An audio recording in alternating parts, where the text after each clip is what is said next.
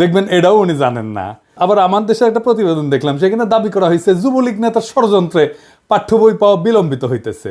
নির্ধারিত সময়ের মধ্যে শিক্ষার্থীদের হাতে যেন এনসিটিবি বই তুলে দিতে না পারে সে লক্ষ্যে কলকাঠি নাড়তে শুরু থেকে সক্রিয় হয়ে ওঠে একটি চক্র, যারা অযথা সময় ক্ষেপণ করে লক্ষ্য হাসিল করতে চায়। তাদের মূল লক্ষ্য ছিল অন্তর্বর্তী সরকারকে বিব্রত করা।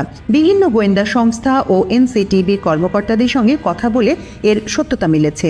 মুদ্রণ শিল্প সমিতির সাবেক সভাপতি এবং যুবলীগ নেতা জহুরুল ইসলাম পাঠ্যপুস্তক নিয়ে সরকারকে বিব্রত করতে প্রথম থেকেই সক্রিয় হয়ে ওঠেন। এরই অংশ হিসেবে সরকারের বিনামূল্যের পাঠ্য বই মুদ্রণের জন্য 25 মার্চ পর্যন্ত সময় চেয়ে শিক্ষা উপদেষ্টা বরাবর চিঠি পাঠিয়েছিলেন মুদ্রণ শিল্প সমিতির সিনিয়র ভাইস চেয়ারম্যান জুনাইদুল্লাহ আল মাহফুজ। এ নিয়ে ব্যাপক আলোচনার পর তড়িঘড়ি করে সংবাদ সম্মেলন ডেকে ক্ষমা চান মাহফুজ এবং সমিতির প্যাডে চিঠিটি যাওয়ায় নিজের দায় স্বীকার করে ক্ষমা চেয়েছেন সমিতির সভাপতি রাব্বানী জাব্বারও। রাব্বানী সাবেক ডাক ও টেলিযোগাযোগ মন্ত্রী মোস্তফা জব্বারের আপন ভাই।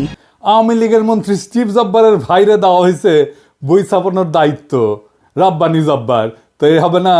যাই হোক, আজকে আমি এই শিক্ষাক্ষেত্রে বিশেষ করে প্রাথমিক আর মাধ্যমিক শিক্ষার ক্ষেত্রে সিলেবাস, পাঠ্য বই, পরীক্ষা পদ্ধতি এই সমস্ত নিয়ে শিক্ষা ব্যবস্থার সংস্কার নিয়ে কথা বলবো। শিক্ষা সংস্কার নিয়ে কথা বলার আগে দুটো জিনিস নিয়ে একটু কথা বলে নিই, এটার সাথে সম্পৃক্ত। ছাত্ররা বই পায় নাই। এই যে মাসুদ কামাল কইতেছে হাসিনার আমলে কখনোই বই পাইতে দেরি হয় নাই, শোনেন কি কইতেছে, তার মুখেই শোনেন। এত বছর ধরে মানুষ স্বৈরাচার মৈরাচার সব বসে গালাগালি সব করছি, একটা কিন্তু পোলাপান বই পাইছে না, উনি দিতে পারবেন না।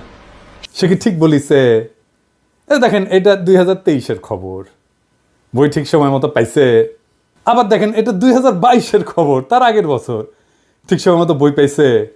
2023-এর আর একটা খবর দেখায়, যে দেখেন ঠিক সময় মতো বই পাইছে। তাহলে মাসুদ কামাল কেন বলে যে হাসিনার আমলেও বই পাইছে 1 তারিখে? মাসুদ কামাল হাসিনার লেসপেন্সারি করিচ্ছে, ফ্যাসিবাদের লেসপেন্সারি করিচ্ছে, এটা টের পাচ্ছি। কারণ মাসুদ কামাল মনে করিচ্ছে আওয়ামী লীগ যদি আবার ক্ষমতা এসে যায় তাহলে একটা দাও মারা লাগবে। যাই হোক, এটার বাইরে একটা কারণ আছে। কারণ এটা হচ্ছে বাংলাদেশ, কেউ যদি প্রমিনেন্স পায় নিজেরা ঈশ্বর ভাবতে থাকে, সে নিজেই রেফারেন্স উৎপাদন করে, নিজে চেক করবে তার টাইম কই। তাহলে এই যে মিছা কথাটা সে কইল, তার কি হবে? মাসুদ কামাল সিনিয়র সাংবাদিক, যাই হোক, আমি তার উপরে এখনই চড়াও হব না, তার আমি বেনিফিট অফ ডাউট দিতে চাই। স্লিপ অফ টাঙও তো হইতে পারে, ভুল হইতে পারে, কিন্তু মাসুদ কামাল এর পরে যদি ভুলভাল মিছা কথা কইছেন তাইলে গেলে বুঝেছেন একেবারে কচ্ছপের কামড় দিয়ে ধর্ম কলে। এবার আসেন, বইয়ের সিলেবাস পাল্টাইছে সরকার, জুলাই আগস্টের বিপ্লবের ঘটনা ঢুকাইছে। কি ঘটনা করেছে সেটা এনা দেখি, আসেন। দেখেন, হাসিনার নাম নেয়নি, পরে মনে হয় পুলিশের দায় শুধু, আওয়ামী লীগ নাই, ছাত্রলীগ নাই, গণঅভ্যুত্থানের বিরুদ্ধে মেইন কালপ্রিটের নাম নাই। এরা বাচ্চাদের কি শিক্ষা দিতে চায়? যদি বইয়ে হাসিনার নামই লেখা না হয়, আওয়ামী লীগের নামই লেখা না হয়, ফ্যাসিবাদের নামই লেখা না হয়, তাহলে গণঅভ্যুত্থানটা হইল কার বিরুদ্ধে? জনগণ